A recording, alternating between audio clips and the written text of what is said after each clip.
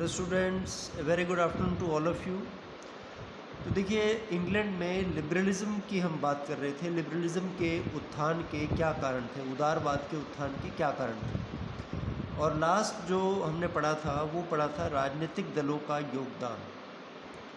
तो उदारवाद के उत्थान में जो पॉलिटिकल पार्टीज़ थी, यानी जो राजनीतिक दल थे, उनका क्या योगदान था। तो देखिए, इंग्लैंड में जो सिस्टम रहा पार्टी का, वो द्विदलीय प्रणाली रही, यानी बाई पार्टी सिस्टम। ठीक है। मुख्य तौर पर इंग्लैंड में एक तो टोरी दल होता था और एक विग दल होता था। दो दलों का बोलबाला था। जैसे इंडिया में तो आप देखो कि मल्टी पार्टी सिस्टम रहा है शुरू से, यानी एक से अधिक जो पार्टियां थी उनका बोलबाला रहा। लेकिन इंग्लैंड की अगर हम पॉलिटिकल हिस्ट्री पढ़ते हैं तो हम ये देखते हैं कि विग और टोरी दो प्रकार के दल थे बस। तो जो परंपरावादी विचार रखते थे, जो रूढ़िवादी विचारधारा वाले थे, वो थे टोरी दल, और जो आधुनिक विचार रखते थे वो थे विग्स या विग दल के लोग थे। अब ब्रिटेन की जो अधिकतर जनता है वो इन दोनों में से इन दलों का समर्थन किया करती थी। ठीक है।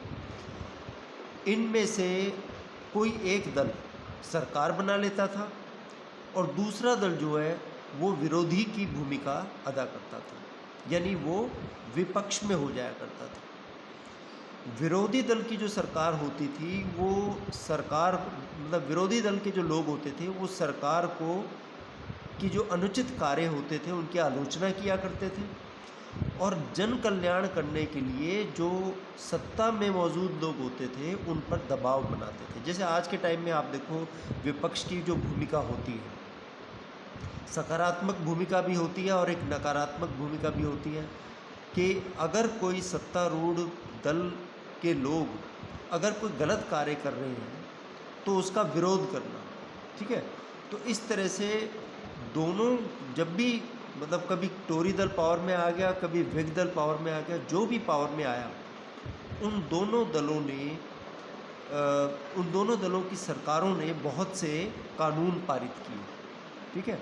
और वो एक दूसरे के कानूनों में संशोधन भी किया करते थे। मान लो किसी ने कानून पास कर दिया, किसी दल ने कानून पास कर दिया, और बाद में फिर वो दल बदल गया, यानी कि वो सत्ता में नहीं रहा, तो फिर जो सत्ता में दल आता था वो फिर उन कानूनों में संशोधन करता था, उसमें अमेंडमेंट करता था। तो इसका जो लाभ होता था ये मिलता था जनसाधारण को इन बातों से फ़ायदा हो जाता था कि जो कोई, अगर कोई ऐसा कानून होता था जो कि जनता के खिलाफ होता था तो फिर उसमें संशोधन हो जाता था।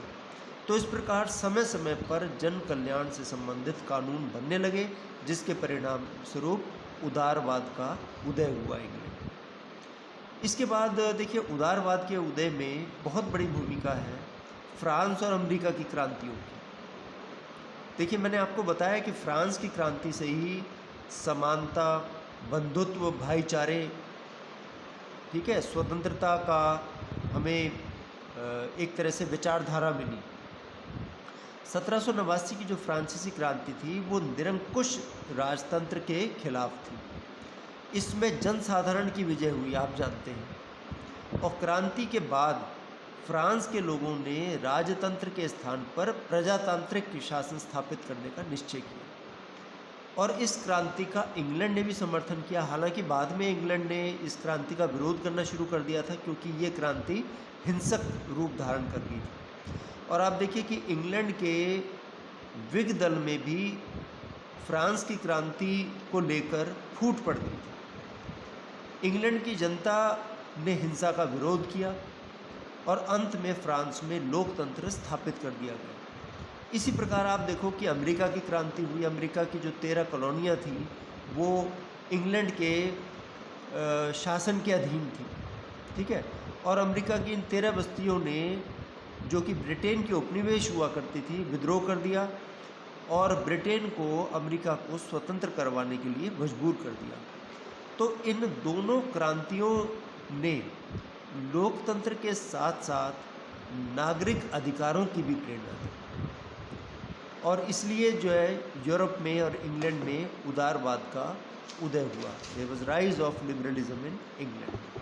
अगला कारण जो हम मान सकते हैं वो है शिक्षा का विकास, डेवलपमेंट ऑफ एजुकेशन। तो देखिए 15वीं से लेकर 19वीं शताब्दी के बीच तक इंग्लैंड और बहुत से यूरोपीय देशों में शिक्षा का बहुत तेज़ी से विकास हुआ। ब्रिटेन, फ्रांस, पुर्तगाल, अमेरिका, बहुत से देशों में कॉलेज और विश्वविद्यालयों की स्थापना हुई और यूरोप के बहुत से विद्वान जैसे कि शेक्सपियर, मिल्टन, लॉस्की, ठीक है, चौसर, इन्होंने बहुत सी पुस्तकों की रचना की और ये लोग जो है विश्वविद्यालय से शिक्षा प्राप्त करके आए थे। ऐसे शिक्षित लोगों ने लोगों को अपने अधिकारों और कर्तव्यों के प्रति जो है जागरूक करना आरंभ कर दिया। उन्होंने लोगों के अधिकारों के बारे में सोचना शुरू कर दिया। तो शिक्षा के प्रसार से क्या हुआ कि एक जागृति आई और बहुत से जो जागरूक नागरिक थे उन्होंने अपने संगठन बना लिए और समय समय पर सुधारों की मांग करनी शुरू कर दी। तो इसके इन्होंने जो है राजनीतिक दलों पे निरंतर दबाव डालना शुरू कर दिया। They started pressurising the political parties for parliamentary reforms. तो इस तरह से शिक्षा ने ब्रिटेन और अन्य देशों में स्वतंत्रता, समानता, तर्कवाद, भौतिकवाद और आधुनिक विचारों का प्रचार प्रसार किया। तो शिक्षा के प्रसार ने भी उदारवाद के उत्थान में एक महत्वपूर्ण भूमिका अदा की। और फिर देखिए जो अंतिम कारण हम कह सकते हैं सुधारों की मांग। तो देखिए अब क्या था कि इंग्लैंड की जनता अब ये चाह रही थी कि जो संसद है, संसद में जो प्रतिनिधि भेजे जाते हैं उन प्रतिनिधियों की संख्या में बढ़ोतरी, अधिक से अधिक प्रतिनिधित्व इंग्लैंड की जनता को ब्रिटेन की संसद में मिले। तो चुनाव क्षेत्रों का सर्वेक्षण करवाया गया और एक जैसे प्रतिनिधित्व की मांग को स्वीकार कर लिया था। पहले क्या था कि सभी वर्गों और क्षेत्रों की एक जैसी प्रतिनिधित्व नहीं होती थी। सभी क्षेत्रों और वर्गों को एक जैसा प्रतिनिधित्व नहीं दिया जाता था। कहीं जनसंख्या के आधार पर दे रहे हैं, कहीं जनसंख्या के आधार पर नहीं दे रहे हैं, तो इसमें भेदभाव किया जाता था। तो देखिए इंग्लैंड की संसद के का जो ऊपरी सदन था उसे बोला जाता था हाउस ऑफ लॉर्ड्स और जो निचला सदन होता था उसे हाउस ऑफ कॉमन कहा जाता था। तो इनके भी सदस्यों की संख्या में संतुलन की मांग उठने लगी। तो देखिए इंग्लैंड की में सुधारों की मांग, पार्लियामेंट्री रिफॉर्म्स की मांग यानी संसदीय सुधारों की मांग इतनी बढ़ गई कि 1832 में इंग्लैंड की सरकार को एक संसदीय कानून पास करना पड़ा और धीरे धीरे फिर ऐसे सुधारवादी कानूनों की डिमांड जो थी वो बढ़ने लग गई। तो पहला जो संसदीय सुधार एक्ट पास हुआ था वो 1832 में पास हुआ। 1832 में जो एक्ट पास हुआ उसमें सुधार किए गए, जो संसदीय सुधार किए गए। उसको देखते हुए फिर 1867 में जो और एक एक्ट पास हुआ, फिर 1884 में एक्ट पास हुआ, फिर 1885 में, 1911 में, 1918 में और 1928 में। तो इतने जो है एक मतलब शुरुआत हो गई थी 1832 से ये जो एक्ट पास किए जा रहे थे संसदीय सुधारों के लिए।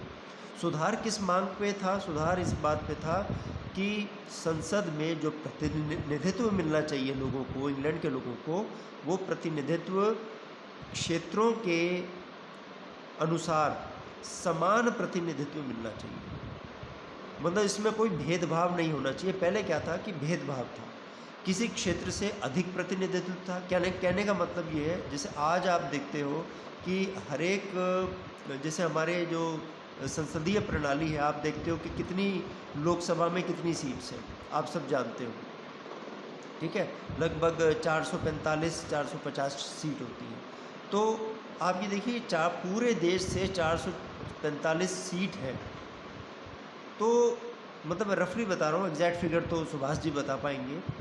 रफ फिगर जो मैं बता रहा हूँ, मान लो 445 सीट है पूरे समूचे भारत में संसद में, तो हर एक सीट, जैसे हरियाणा से कितनी सीट है, हरियाणा से आप जानते हो कि 10 लोकसभा की सीट है ना, तो 445 में से 10 लोकसभा की हरियाणा, यानी उसकी पॉपुलेशन को देखो आप, उसका एरिया को देखो। और अगर आप दूसरी तरफ यूपी को देखते हो तो यूपी में तो 90 सीट्स है ना।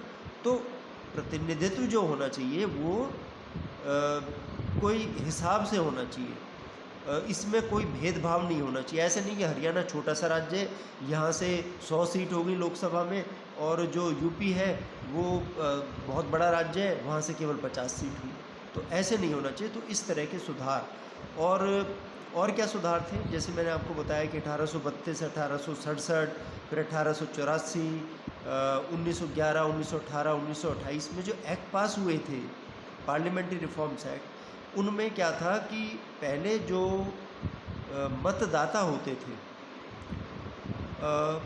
सर्वव्यापी वयस्क मताधिकार नहीं होता था। जैसे आज के समय में तो आप देखते हो ना कि all adults can vote irrespective of caste, religion, region, sex, place of birth etcetera. यानी आज कोई भी 18 साल से ऊपर है वो वोट कर सकता है, चाहे वो किसी भी क्षेत्र में रहता हो, चाहे वो किसी भी जाति से संबंधित हो, चाहे उसकी कितनी भी संपत्ति हो, चाहे उसकी वो आय, वो इनकम टैक्स देता हो नहीं देता हो। लेकिन पहले ऐसे नहीं था। इंग्लैंड में आप देखो, पहले इंग्लैंड में कुछ व्यक्ति ही वोट देने के अधिकारी थे, कुछ क्षेत्र ही वोट देने के अधिकारी थे।